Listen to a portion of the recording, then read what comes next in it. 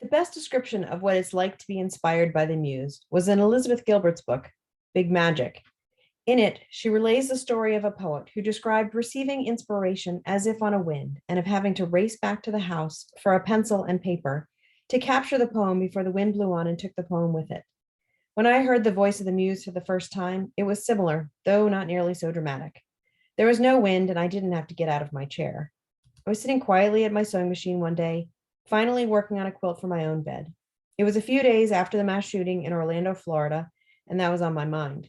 Because quilters are amazing, groups were already collecting quilts or rainbow heart blocks to make into quilts to comfort the victims' families. I was thinking about what I might send when I heard a voice in my mind say, "No, you need to make a quilt for the victims instead." The voice was not thunderously loud. There were no trumpets or burning bushes, but the voice I heard was not my voice. And I did actually turn around to peek to see if I was alone. I was alone, which made me wonder if I might be losing my mind. It got even worse because then I argued with the Muse in my head like a petulant teenager. "I don't want that project. It sounds so hard and emotionally difficult," I whined. Making a quilt for victims of mass shootings was not a project I really wanted. In the end, the Muse won the argument, as I'm sure she often does. I metaphorically stomped my feet and said, "Fine, but you have to help me." And she did. I got up from my machine, and in 15 minutes, I had done the research, designed the blocks, and calculated how much fabric I needed. I decided to make an 8-inch block with the name of each victim of a mass shooting in the United States that claimed more than 10 lives, starting with the shooting at Columbine in 1999. I spent 15 months making 189 blocks for 9 shootings and then sewed them together into a quilt that was roughly 112 inches square.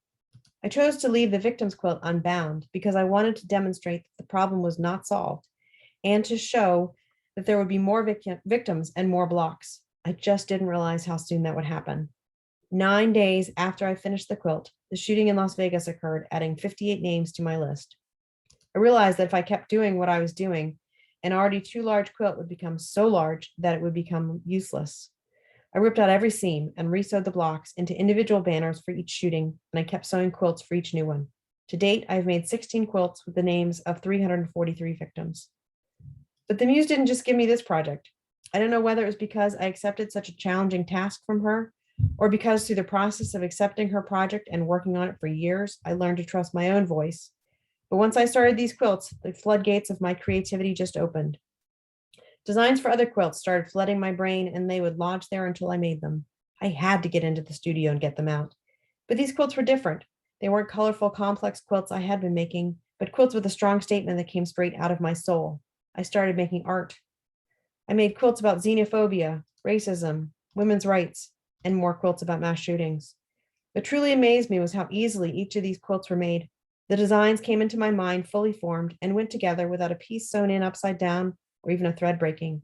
Maybe the Muse thought I'd done enough taking the big quilts apart.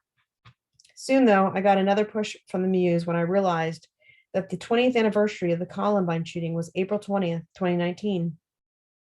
I knew with certainty that I needed to open an exhibit of the entire Victims Quilt project on that day, so I began looking for a venue, and I found it in my local art center.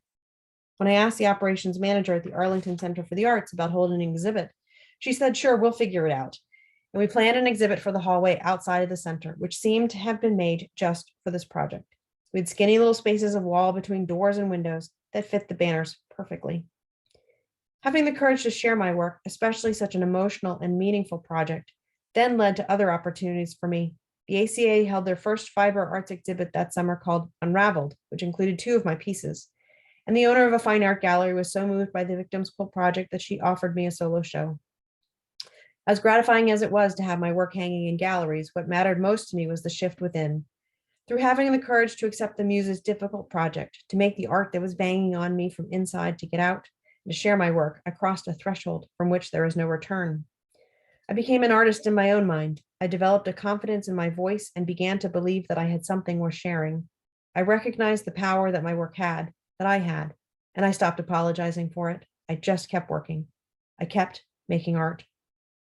How can you create the conditions for the Muse to appear? First, be still.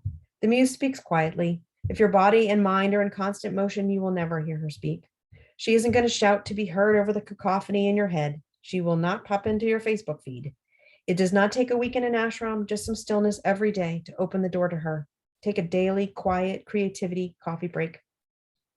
Second, know thyself. Push pause on the endless inner monologue that catalogs your supposed failings. That's getting in the way of the real you. Begin to get acquainted with the quiet voice of your authentic self. Exercise that voice and let it grow strong. Tap into the wellspring of power in the center of your soul.